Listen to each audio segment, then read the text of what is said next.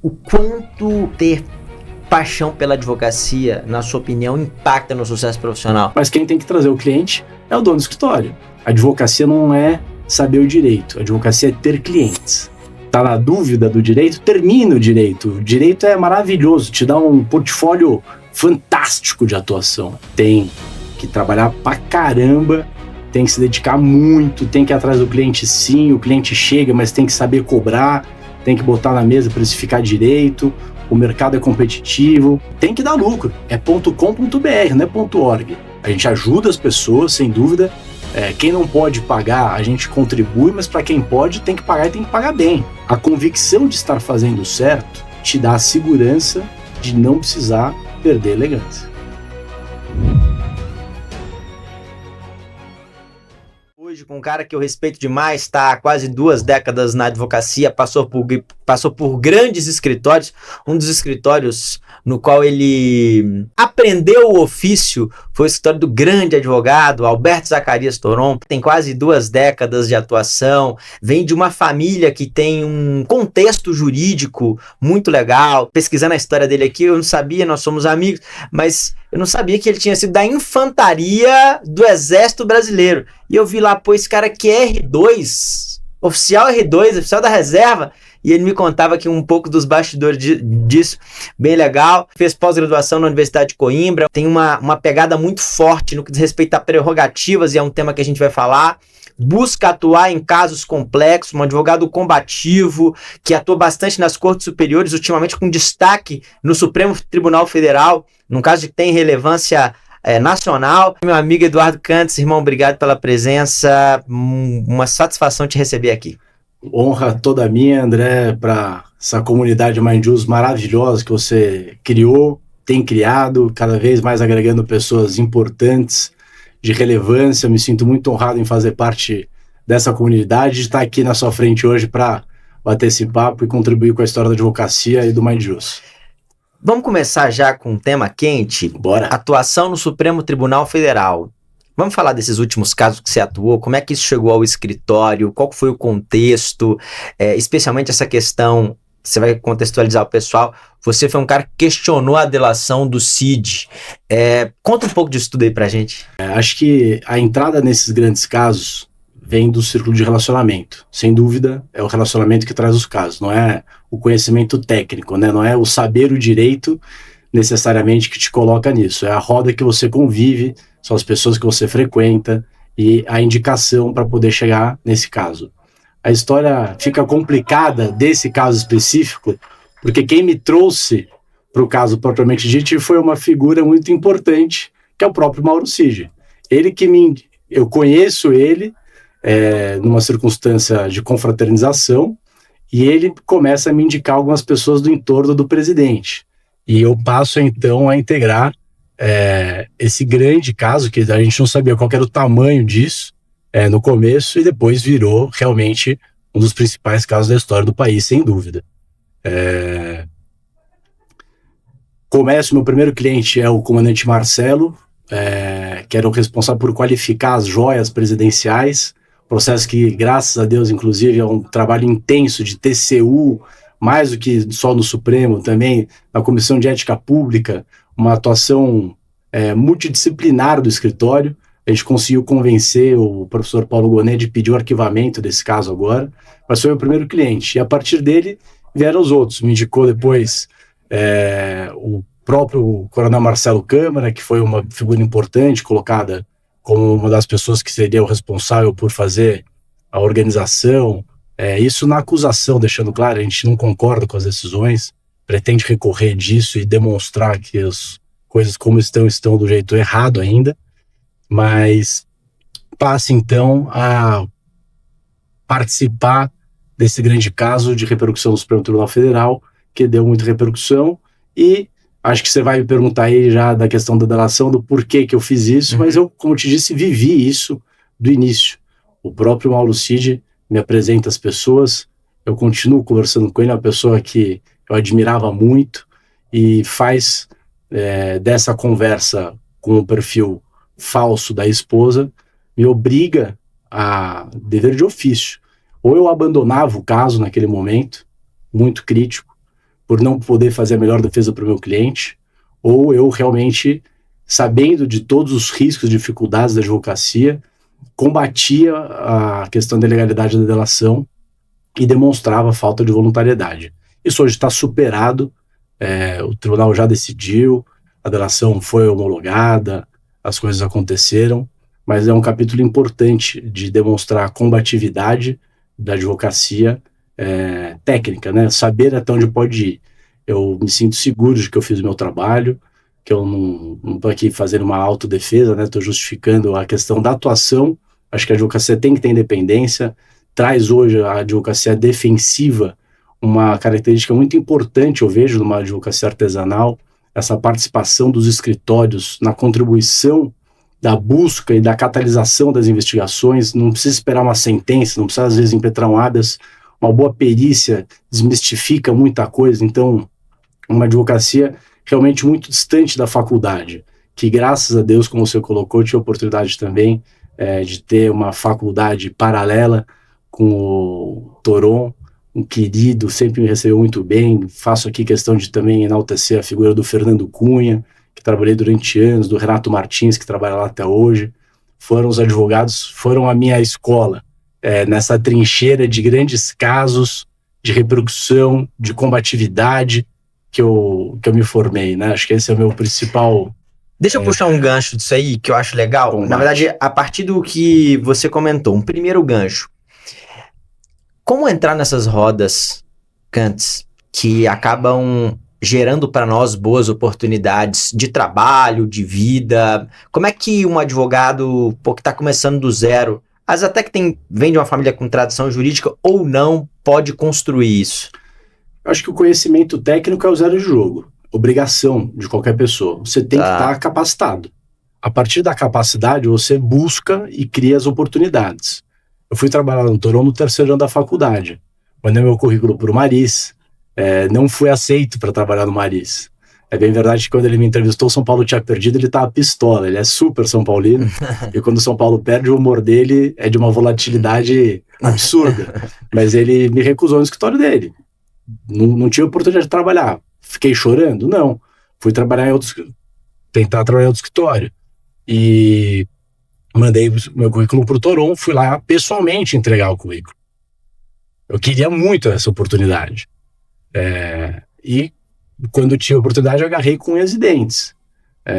Então, acho que você tem que criar o seu cenário.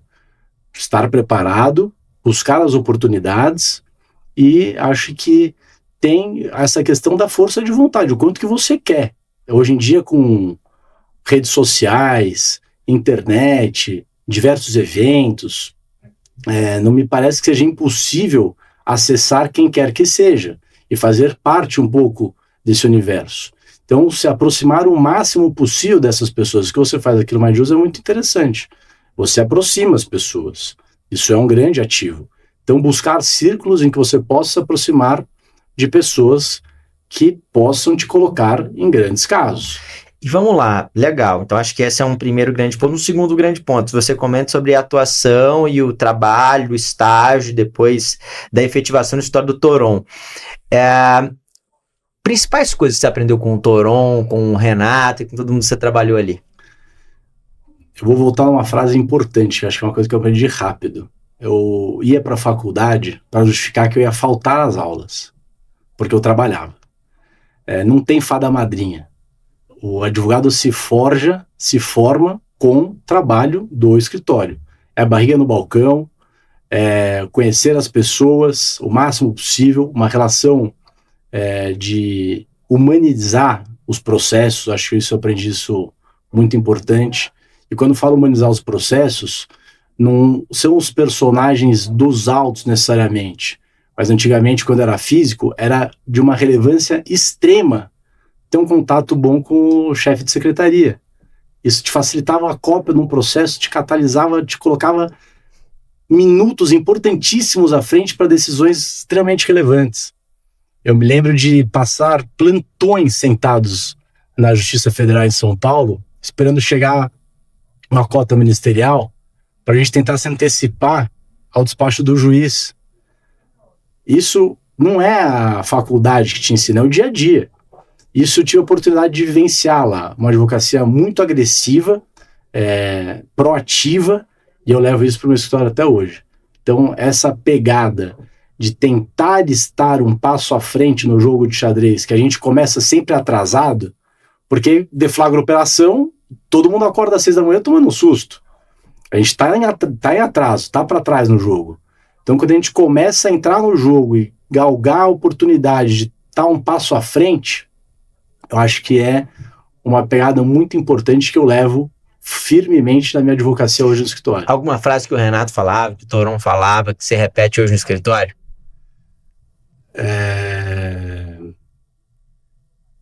Coma com farinha o processo, uma frase do Renato. Vamos comer esse processo com farinha. Do capa a capa, frente e verso, antigamente, né? Hoje tudo digital, mas a gente é meio contra a natureza no escritório, eu te confesso. As peças principais a gente continua imprimindo e rabiscando e colocando post-it. Acho que isso muda a dinâmica da advocacia efetivamente artesanal. Acho que talvez tenha até muito mais recurso eletrônico para grifar e fazer link com as petições, é verdade. Mas a gente ainda tem, eu particularmente tenho uma memória fotográfica muito forte, eu faço questão de imprimir as coisas e marcar. Não existe para sustentação oral com um iPad que pode acabar a bateria, entendeu? Eu levo os documentos principais, se o ministro faz referência, tá aqui, ministro, não tem dor de cabeça, esqueci o número precedente, acabou a bateria, eu não vou ficar nunca nesse sanhaço. Então, essa frase do Renato. E do Toron, lembro dele sempre uma frase que eu trago do quartel e que ele repete, que bronca eu não dou gritando, eu falo bem baixo para ver se você está prestando atenção. É uma coisa que eu tomei muita bronca lá. Lembro a primeira vez que eu fiz um habeas corpus de 70 páginas, ele perguntou se eu era burro, com todo o carinho que esse burro, quem conhece ele sabe que ele solta, você é burro! E na verdade ele está querendo despertar o melhor de você, não é uma coisa nem um pouco agressiva, eu nunca levei pro lado errado isso. Acho que uma coisa de não ter um mimimi também faz parte de um dia a dia de adulto, gente grande, performance. Então acho que essas duas frases muito bom, cara, marcam aí. E você, cara, passou por grandes escritórios, Cantes, e depois decidiu montar sua banca. Sim. E a coisa fluiu. Hoje tem uma banca de super destaque em São Paulo. Cara, como é que é essa decisão de tomar como é que é essa decisão de montar o próprio escritório? Na sua opinião, qual que é o momento certo?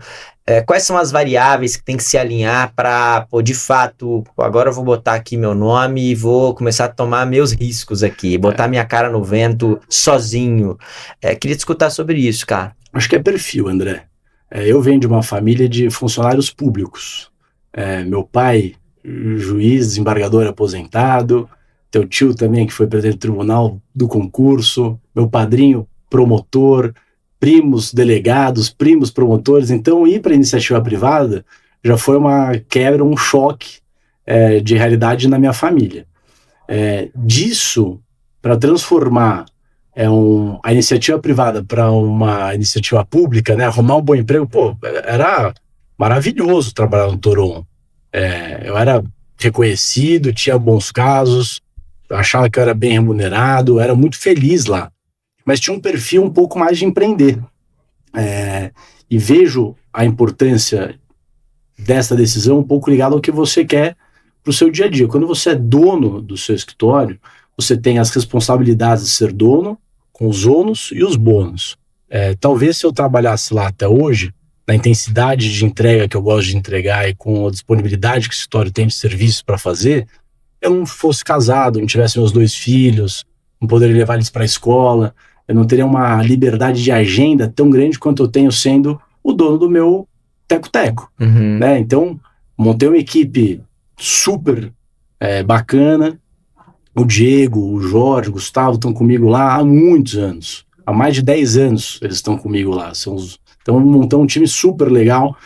E essa troca de tempo que o dono do escritório tem que saber gerir, né? O dono do escritório tem que estar em tudo, tem que saber de tudo que acontece, mas tem que ter uma cadeira um pouco mais estratégica do que está no dia a dia amassando o barro de um acompanhamento. Isso é fundamental que saiba, mas ele pode ficar um pouco mais distante da operação para ter um pouco mais de tempo para ficar não só com a família, mas para participar desses círculos que a gente diz ser tão importante. Porque no final do dia a captação é de responsabilidade de todo mundo, mas quem tem que trazer o cliente é o dono do escritório. Então o ativo, o Toron, quando saiu do escritório, me falou isso, falou assim, cara, boa sorte, lembre-se uma coisa muito importante, talvez seja uma frase que ele não falava muito, mas que me marcou e que é legal de dividir aqui. A advocacia não é saber o direito, a advocacia é ter clientes. E para que você tenha clientes, você tem que estar engajado em diversas rodas, você tem que estar circulando, né? Aquela coisa do quem não é visto não é lembrado. Então é importantíssimo fazer isso. Então é questão de perfil. Eu tenho uma questão de empreender, talvez lá atrás eu tivesse feito administração de empresas e não direito, mas ainda bem que meu pai falou, filho, um administrador de empresas não pode fazer concurso e não pode advogar. O advogado pode empreender e ser empresário. Faça direito. Então é uma dica legal aqui para quem às vezes está na dúvida do direito, termine o direito. O direito é maravilhoso, te dá um portfólio fantástico de atuação, incrível, e te permite fazer muita coisa.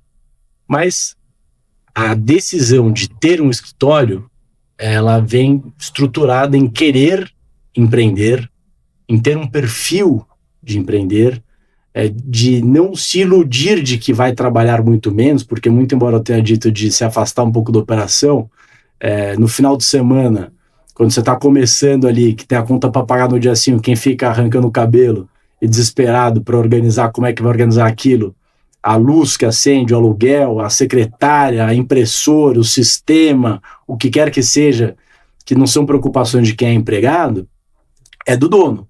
Então, acho que quem pensa em ter um escritório, ponha muito bem na balança o ônus e o bônus.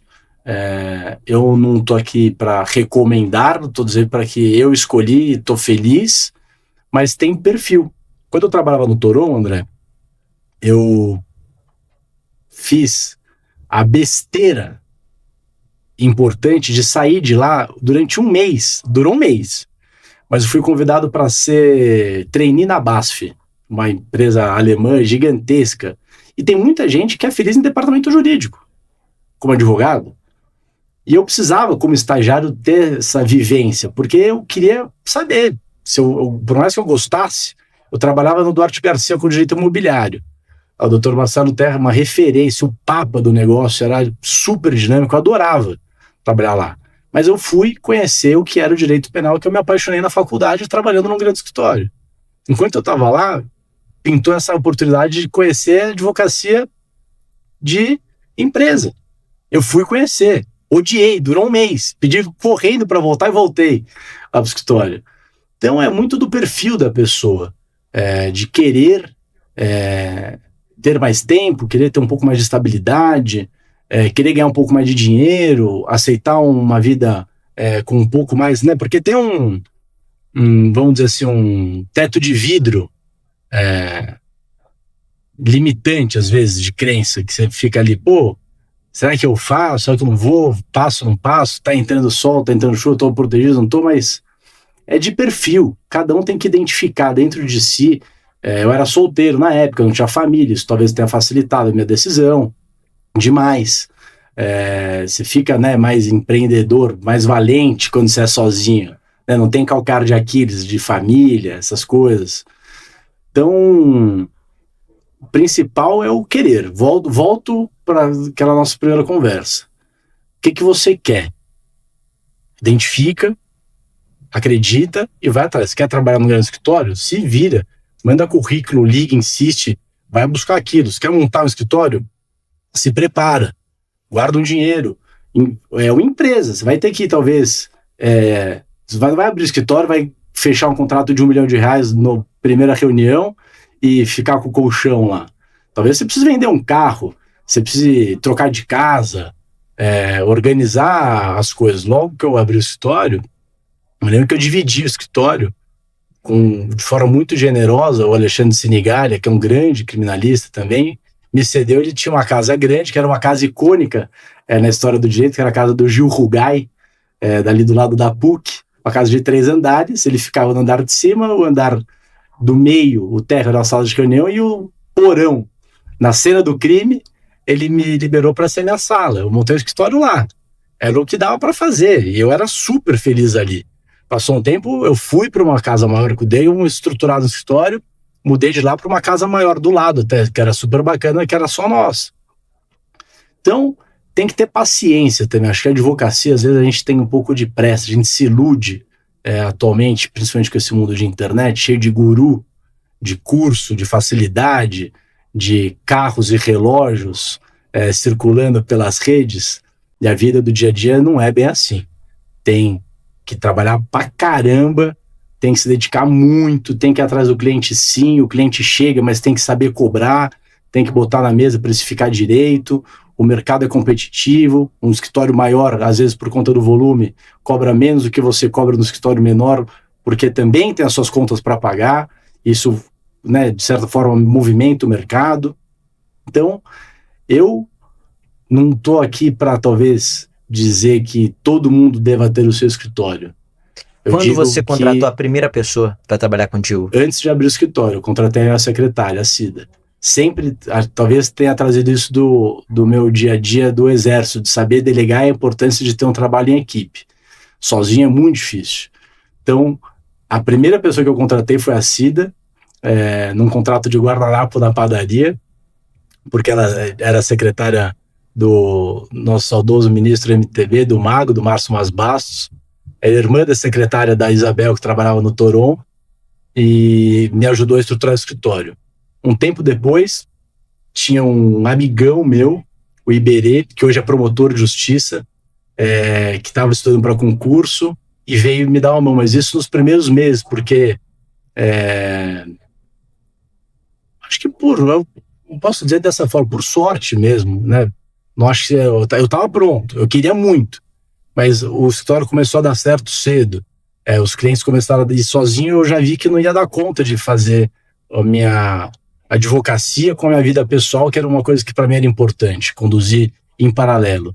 Eu amo advogar, mas também amo minha família, e para mim era importante organizar uma estrutura que me proporcionasse isso. Então, nos primeiros meses já o Iberê veio, depois ele saiu, a gente contratou um estagiário. Naquela época o acompanhamento era muito complexo, ficha no balcão e tal, delegacia era difícil, não atendia. Hoje em dia a vida é muito fácil para acompanhar as coisas. Tem as dificuldades quando nos negam acesso, é bem verdade.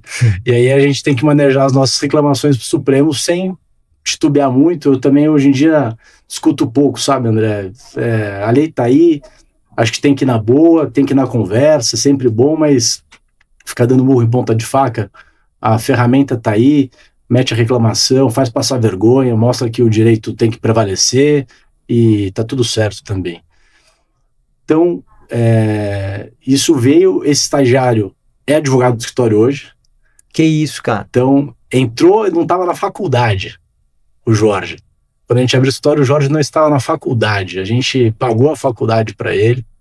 Ele, mérito dele, começou a pagar a faculdade dele depois, se formou, passou no OAB no 4º ano. Meu combinado com ele era muito claro. Talvez eu não tivesse, eu não me arrependo, porque eu formei um baita do ser humano, de um advogado, um homem, tenho muito orgulho do Jorge.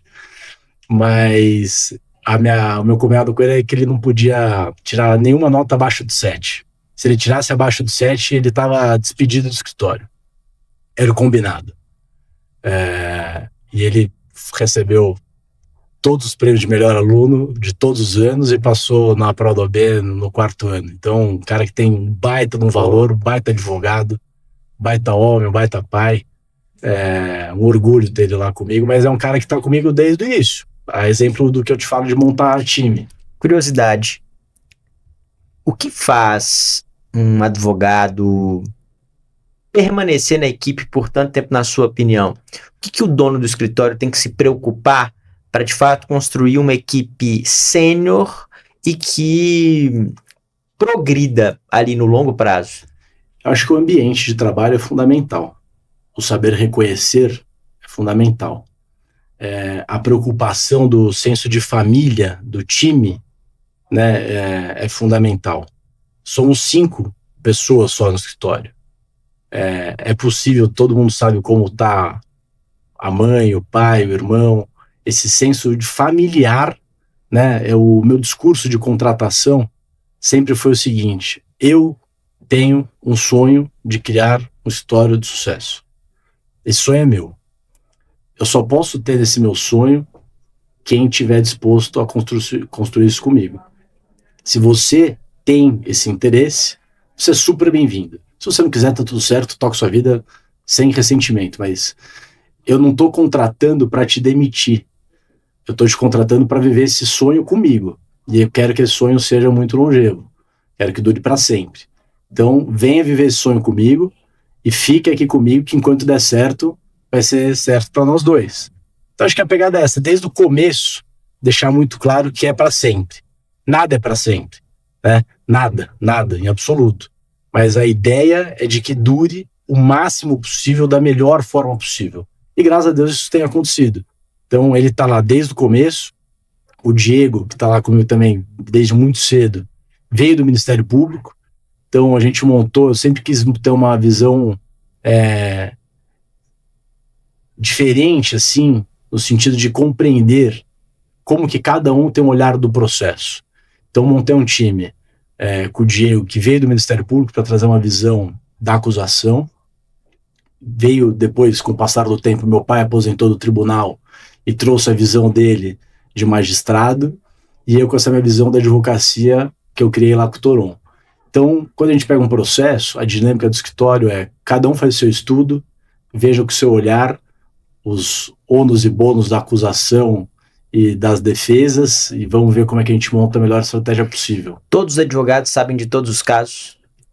Obrigatório. Não existe o cliente ligar no escritório, quem atender o telefone não saber falar do que está acontecendo com quem quer que seja. Não existe. É obrigatório que todo mundo saiba de tudo. Faço questão disso, isso é um grande diferencial nosso. Bem verdade que não são muitos os casos que a gente atende, somos 5 pessoas. Quantos casos por ano em média? Uma média de 6 casos. 6 casos por ano? 5 a 6 casos por ano. É um volume baixo, né? Volume baixo? É um volume baixo. A cada 2 meses um caso, a cada mês um caso, mais ou menos isso. Não é uma recorrência enorme. A gente tem alguns clientes que têm uma redundância, né? A gente tem uma coisa curiosa de ter um perfil um pouco mais do CPF do que CNPJ lá no escritório. Mas a gente tem CPFs com bastante problema. Sim. E que isso gera uma recorrência dos próprios clientes. E aí eu não considero o caso novo, porque eu sempre interligo isso um ao outro, né? Entendi. Caso novo, CPF novo, no caso. Caso novo, CPF novo, ou CNPJ. A gente tem começado a migrar um pouco pro CNPJ. Isso também acho que faz parte do círculo do dia a dia. Eu tive essa semana lá no meu prédio, no prédio onde eu tô, tá o Davi Tangerino, tem o prédio lá também. O Davi faz parte aqui do Maravilhoso, né? E eu conversando com ele tem um perfil muito do CNPJ. Sim. Que ele trouxe do Trent, e faz uma advocacia de CNPJ. Eu tenho uma advocacia um pouco mais de CPF. A gente conversou um pouco sobre isso. Acho que é isso. O que você acha que é fundamental para ter uma boa advocacia que tem o foco no CPF? A pessoalidade acho que é fundamental. O cara ligar no seu celular, você atender, encontrar, disponibilidade. Acho que é uma coisa que o CNPJ talvez não te imponha tanto. Porque você está falando com o diretor, que às vezes vai se reportar ao presidente, e o problema é de algum gerente, não necessariamente da própria empresa, no dia a dia. O relatório funciona muito bem para a auditoria da empresa. O CPF você não tem a opção do relatório. Tem que atender sábado, tem que atender na hora. E a gente faz isso com muito prazer. Acho que dessa relação que eu criei de família para o escritório, eu tenho um pouco com os clientes, de estar muito próximo a eles. Acho que esse é um DNA nosso lá do Qual escritório. você acha que é o limite da relação entre cliente e advogado? Eu brincava com o pessoal, estava envolvido lá naquele evento de Guarulhos, que deu aquela repercussão, e a gente tinha uma relação muito próxima de muitos anos. E vira e mexe acontecia, pô, doutor, vem pra cá encontrar com a gente no churrasco, tô te mandando helicóptero. Ah, vi que você tá não sei aonde, quer que eu te mande o barco? E eu respondia pra eles com muita tranquilidade, assim, ô malandro, com todo amor do mundo, obrigado. Mas pra esse negócio dar certo, alguém tem que estar solto. Você faz as suas coisas e eu faço as minhas. A gente se encontra nas audiências e no escritório. A nossa vida pessoal não pode estar junto. Por mais que eu goste de você, a nossa vida pessoal não pode se misturar. Então, é um limite tênue, é uma linha perigosa. E sedutora para quem, né, às vezes está começando. Porque é uma vida de extravagância, de muita coisa. A gente está vendo aí agora também, em outro nível, não sei o que vai acontecer, não estou no caso, não quero polezar, mas a gente está vendo aí a relação interpessoal, o que acontece nessas agendas telefônicas e festas e eventos, o quanto pode se confundir para uma finalidade ou ser mal interpretado e levar para outro, ou realmente fazer alguma coisa de errado. Ou as investigações vão dizer. Uma curiosidade, mas esse distanciamento é importante. Eu vejo que esses escritórios que fazem uma advocacia boutique como a sua, não é raro, já trabalhei em um escritório específico nesse sentido, não é raro o advogado atender o cliente até em casa. Sim. É uma coisa que você faz, qual que você acha que é o limite disso? Acho que é uma experiência legal para a galera aqui que está nos acompanhando. Um cliente foragido de exposição pública ir até um escritório muitas vezes é um problema. Então você receber ele na sua própria casa, a casa acaba sendo uma extensão do escritório muitas vezes. Não raras vezes já recebi alguns clientes na minha casa sim, mas para tratar de trabalho, não para fazer festa, não para organizar a operação logística ou falar sobre o problema, né, para dar consultoria do negócio dele, para tratar do processo.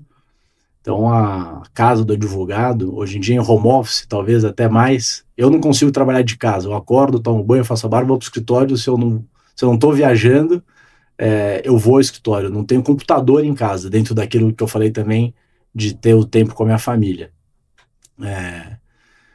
Mas eu entendo perfeitamente que às vezes é necessário. Ou num lugar neutro, que não seja um escritório, para poder conversar de forma mais privada. Eu tenho um lugar que eu gosto muito, que eu faço isso com uma certa frequência até no meu dia a dia.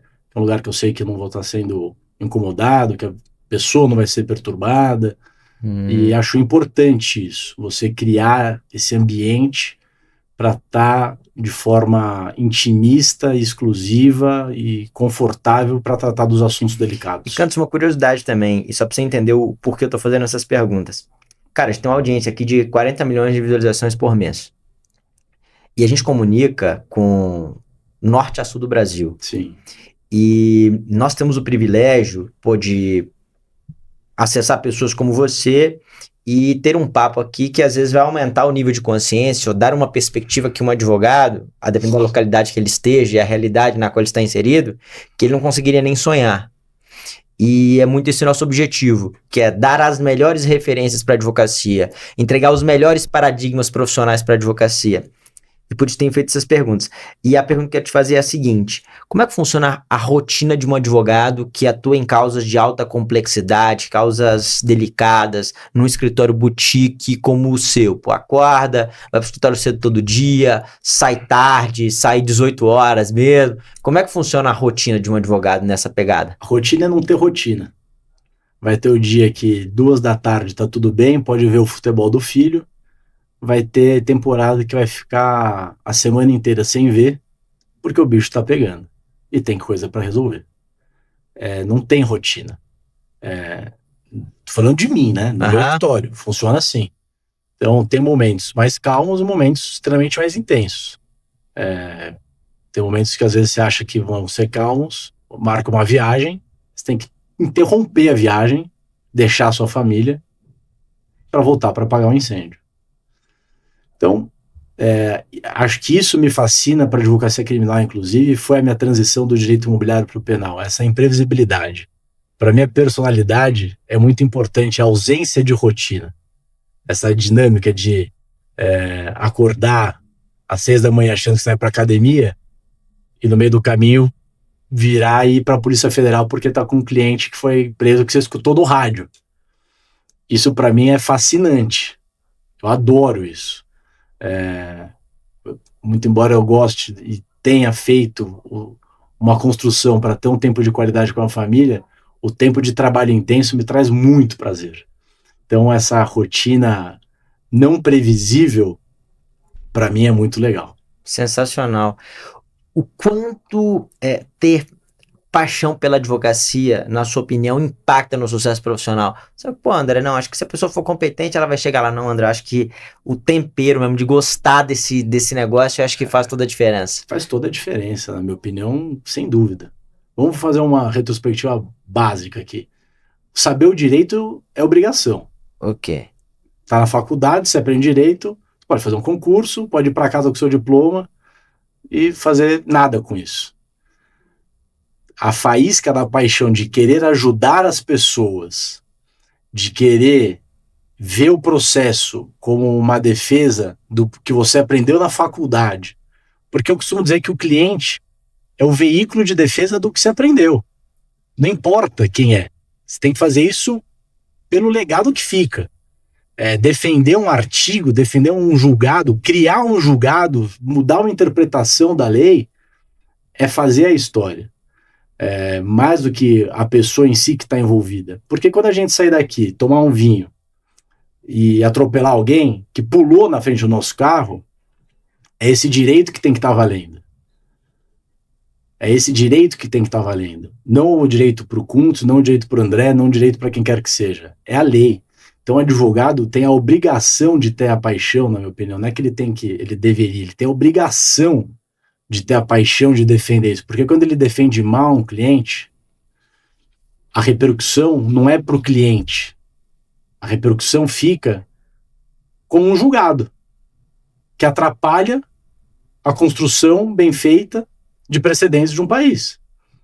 Então, cada caso tem que ser visto com muito cuidado para que fique um precedente importante na manutenção da história da lei. Eu vejo a paixão como uma coisa fundamental.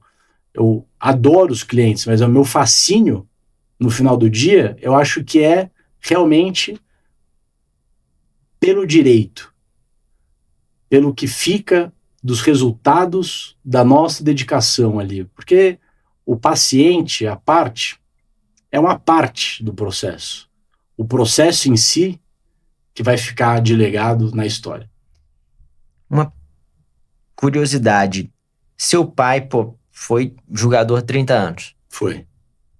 Quando ele vem para o escritório, o que ele traz dessa experiência que foi marcante para todos vocês? Algumas coisas. É um conjunto de coisas. Acho que a primeira coisa que ele sentiu muito, André, foi que nessa loucura de CNJ, de produtividade, de gabinete, ele fala que cada vez que ele decidia um processo, era um alívio, que era menos um. Menos um, menos um, menos um, menos um, menos um. Já história de advocacia, cada caso é mais um. É mais um trabalho, mais uma vida, mais uma história que se cria. Essa é uma mudança de visão extrema. Outra coisa que ele trouxe importante é a importância de saber cobrar honorários. Porque a primeira vez que ele fechou um caso sozinho, me recordo que ele cobrou um valor irrisório frente às despesas do escritório para assumir o caso. E eu questionei, falei, pá, mas desculpa, você tá maluco? Como é que você cobrou 10 mil reais para fazer um habeas corpus? Caso de tráfico, neto de um colega seu de tribunal, desembargador. Ele falou, filho, eu ganho tantos mil reais por mês para fazer tantos votos, 10 mil para um não tá bom?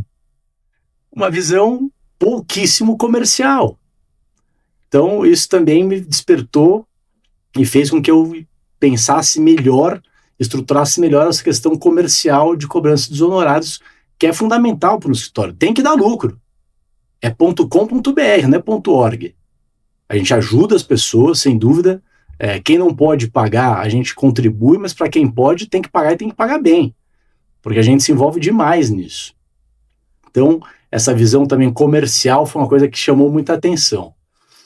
Mas acho que o principal que meu pai deixou claro para mim, que era uma coisa que a gente vinha construindo, enxergando, mas que clarificou muito, é que o sucesso da advocacia, André, é a reputação, não necessariamente o sucesso financeiro de um escritório. A reputação é a grife que você cria, é o nome que você carrega. Isso tem muito peso, é muito importante. Então, manter as portas abertas, ou ao abri-las, fazer isso com muita educação, com muita responsabilidade, né? Ter um respeito pela corte, faz com que a corte te respeite. Isso é uma coisa que ele trouxe muito forte também, sabe? Eu fui privilegiado de ter muitas portas abertas por ele, meu tio estarem lá dentro, sem dúvida. Mas eu fui responsável por manter essas portas abertas, nunca mentindo, sempre trazendo muita integridade. Então acho que essa visão também do meu pai depois na advocacia, ele vendo a importância disso que ele sempre me falou em casa, um argumento de não adianta, a defesa tem limite, não adianta inventar, criar, mentir. Vai dar ruim. Vai dar problema. Então, a riqueza de um escritório é a sua reputação.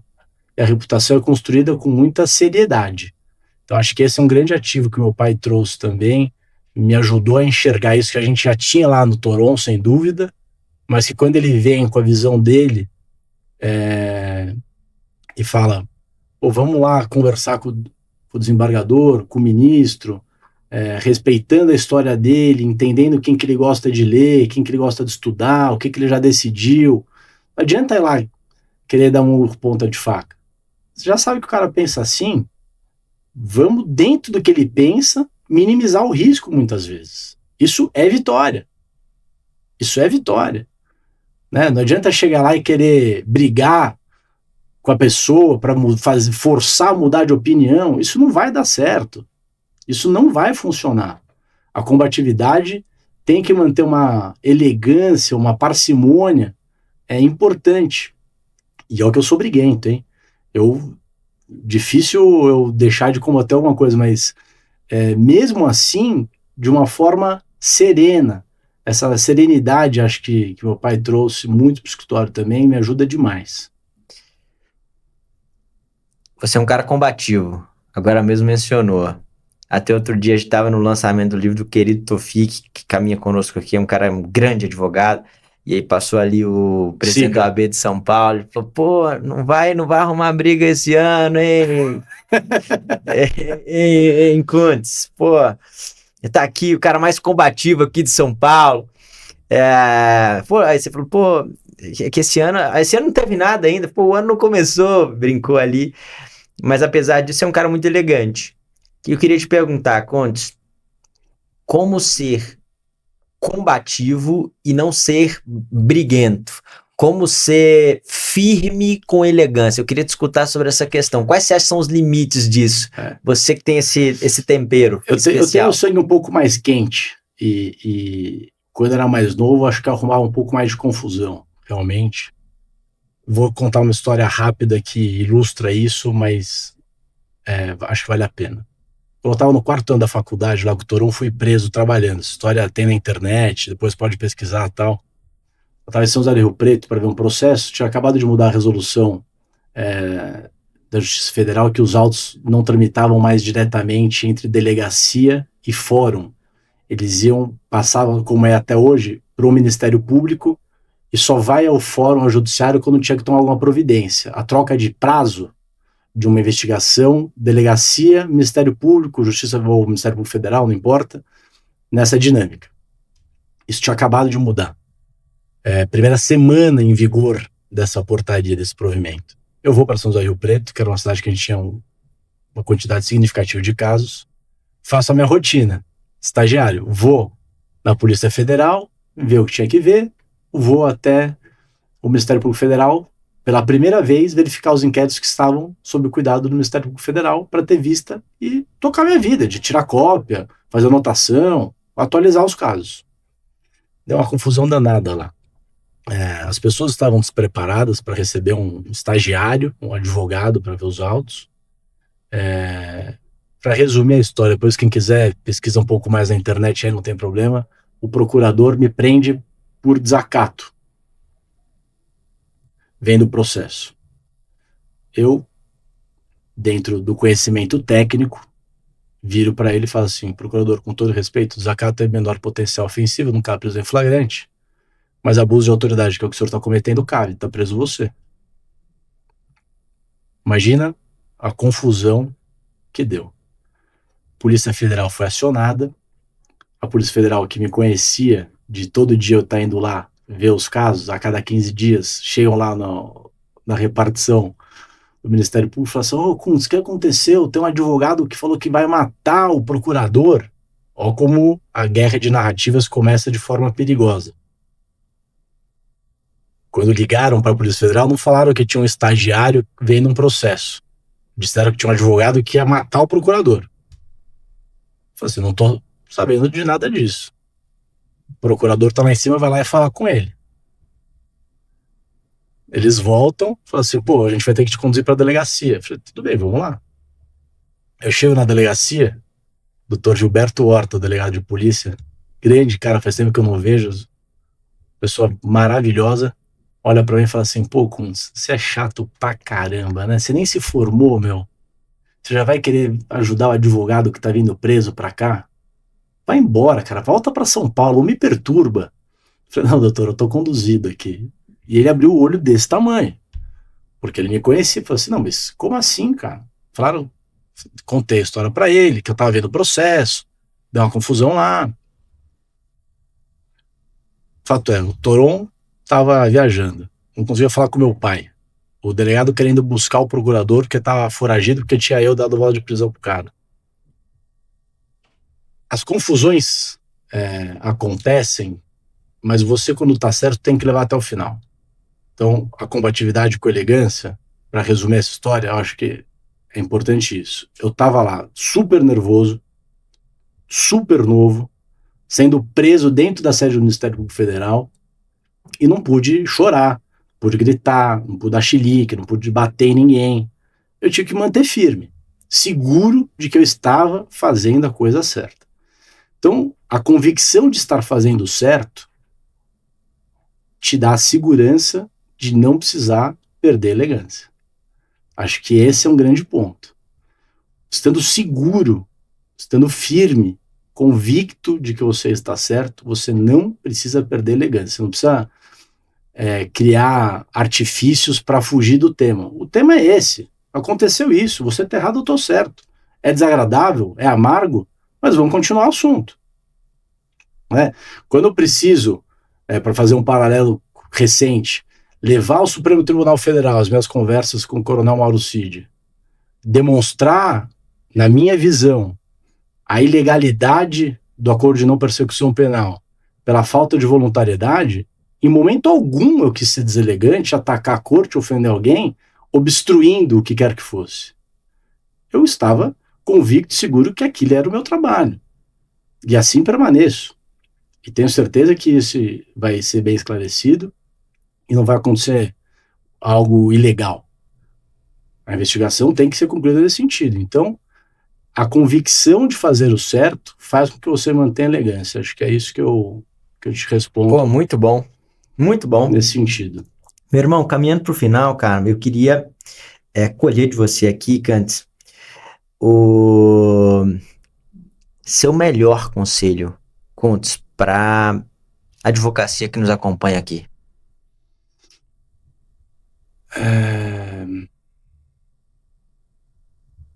Eu acho que a gente já falou isso ao longo dessa nossa conversa aqui. Mas conhecimento técnico é fundamental. Tem que estar atualizado. Mais que conhecer as leis, tem que estar por dentro do que os tribunais decidem.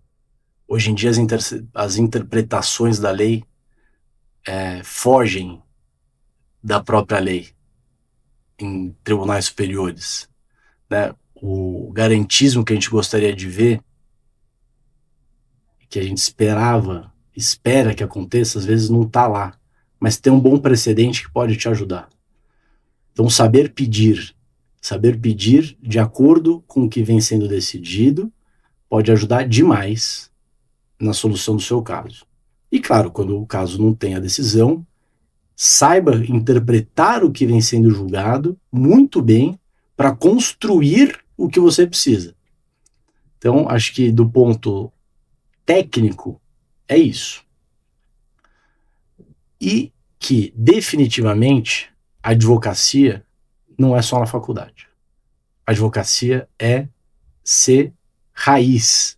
A advocacia criminal tem que ter o cheiro de cadeia, tem que conhecer a barriga do balcão. Hoje em dia é tudo eletrônico, não importa. Vai lá conhecer quem que é o bendito ser humano que está atrás do computador respondendo seus e-mails. Tenta pegar o WhatsApp do cara. Tenta se aproximar. Isso não é nada de errado. É relação humana. Essa relação humana eu acho que é fundamental. A gente se distancia. Os processos passam a ser números e deixam de ser pessoas. Isso é grave. Isso é muito grave. Então, um conhecimento técnico atrelado a uma visão muito humana de relação interpessoal, acho que faz uma advocacia potencialmente de sucesso. Muito bom. Ô, Rafa, o que você achou, Rafa? Me dá um feedback aqui. O que você achou? Foi legal? Tem mais alguma coisa para perguntar? O Rafa tem uma pauta aqui. Ele falou que a gente não falou que os tribunais batem muito nessa tecla. Rafa, nós já estamos finalizando, mas eu vou perguntar. Muito se diz que o Tribunal de São Paulo é um tribunal de passagem. O que você acha disso? Eu acho que é verdade, infelizmente. Muito embora meu tio tenha presidido lá, meu pai seja oriundo e aposentado desse tribunal, eu respeite demais o tribunal. É um tribunal gigantesco, né, o maior tribunal do mundo, tem seus valores, mas eu faço uma crítica severa a isso. Isso foi construído num movimento errado, a meu ver, de um ex-presidente, que, pressionado pelo CNJ, estimulou que a qualidade técnica dos trabalhos fosse preterida ao volume. E ordenou aos juízes e desembargadores produtividade. Produtividade não é qualidade. Não gostou, recorre. E a gente recorre mesmo, porque não vai aceitar qualquer tipo de decisão. Não à toa, o STJ estatisticamente fala que o Tribunal de Justiça é o tribunal que mais tem incidência recursal, não só pelo volume de caso, mas pela qualidade das decisões. Então, muito de bom se cria lá, o volume é imenso, mas existem desembargadores em câmaras criminais que se orgulham de serem duros. Eu sou duro mesmo, eu não absolvo ninguém, aqui na minha câmara todo mundo é condenado. Isso não é justiça, isso não é prestação jurisdicional. Isso faz com que seja um tribunal de passagem e que os recursos demonstrem, na reversão das decisões mal proferidas por esse tribunal, que ele é de passagem. Quem diz que o tribunal é de passagem é o STJ Supremo, não é a advocacia. A advocacia pede que seja reconhecido. E quem reconhece efetivamente são os tribunais superiores. Muito bom. Tá aí, Rafa. Tá respondido a sua pergunta. Kuntz, como é que te acha em rede social? Tô vendo que você tá mais ativo agora na rede social. Por que tá mais ativo agora na rede social nessa altura do campeonato? Acho que é uma coisa legal de saber também. Como é que te encontra? Eu acho que faz parte do posicionamento um pouco. Eu tenho começado a divulgar um pouco mais o trabalho no escritório. A gente tinha uma coisa muito inóspita, mas eu era um pouco reativo à questão das redes sociais. Eu achava importante preservar muito o cliente, o bastidor, mas acho que tem uma questão importante de formação, de informação, que a gente pode contribuir. Então, todo mundo tem aí as suas redes. Eu comecei a ativar um pouco mais mesmo, criei um novo site, lá no Instagram tenho postado, @e.kuntz, tá lá, é fácil de seguir. Segue lá, segue o homem lá. A roupa tá postando direto ali, mostrando um pouco do dia a dia da advocacia. Eu achei um negócio legal, Kuntz, que você fez o boné do escritório e tal, fez um negócio. Isso aí foi um negócio, a gente tinha participado de uma feira, e eu falei, pô, não vou concorrer com brinde era uma feira super legal do agro. E aí mandei fazer um monte de boné e uns cases para botar cerveja. E a feira foi cancelada. Eu tô com estoque imenso lá. Quem quiser um boné, me manda um direct que eu vou mandar de presente o boné. Aí, ó, manda. Se quiser um boné do Kuntz, aí é grife cara, gente. Vai lá, manda uma mensagem pro homem. Quando você voltar pra Brasília, você traz um boné do Kuntz Advocacia pra mim. Vai ser um prazer. Pô, legal. Meu irmão, obrigado, cara, pelos conselhos aqui. Eu sempre digo o seguinte, quando você entender qual que é o nosso propósito. O que a gente percebeu? Escritórios como o seu e todos os escritórios mencionados aqui, o Toron, o Maris, são de um momento da advocacia, eles mais, né? O Toron tá com 44 anos de advocacia, você com 20 anos de advocacia, mas quando vem a internet de maneira muito forte, vocês já estão num ritmo profissional, vocês todos, o Toron, o Marisa ainda mais do que todos, que a energia principal está nos processos, está nos clientes. E essa energia, acaba que apenas uma energia remanescente pode ser depositada numa rede social, por exemplo. Uhum. E aí, cara, onde é que surge o Mindjus nesse negócio? Nós surgimos como sendo o instrumento que vai apresentar as grandes referências da advocacia para que as pessoas do mundo do direito acabem se guiando, trilhando bons caminhos. Sim. Caminhos profissionais adequados.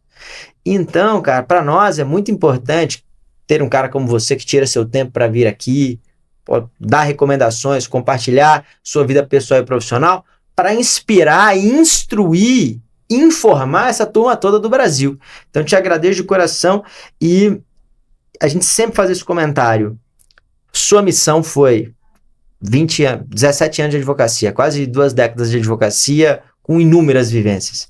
Percorreu isso aí para ter conteúdo para responder as perguntas que nós fazemos aqui. A nossa missão, preparar o ambiente e ser o canal, a ponte de comunicação.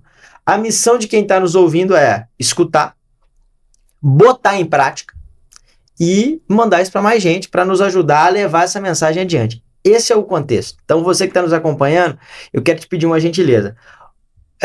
A parte mais difícil, o Kuntz que fez. 17 anos de advocacia com toda essa experiência. A parte intermediária, em termos de dificuldade, nós fizemos. Montar a estrutura e criar o canal de comunicação. A sua é a mais simples de todas. Bota em prática o negócio, comenta aqui o que você mais gostou, o que mais te impactou, manda mensagem lá pro Kuntz, no Instagram dele ali, pô, Kuntz, isso aqui, vai lá, @e.kuntz, Kuntz, é isso, né? Vai lá, manda, Kuntz, isso aqui, cara, me marcou, pô, isso aqui eu não tinha noção, essa informação foi nova pra mim, pô, no meu contexto aqui, cara, nunca vi ninguém falando isso, é a primeira vez que eu escutei, isso é importante, porque até energiza um cara como o Kuntz. Pô, não, cara, vou estar mais presente aqui porque eu tô vendo que o meu trabalho, ele tem um impacto, cara. O que eu falo aqui tem um impacto lá na ponta. E digo para vocês, nós que estamos nessa pegada, para nós que estamos ali produzindo, em alguma medida, isso faz diferença.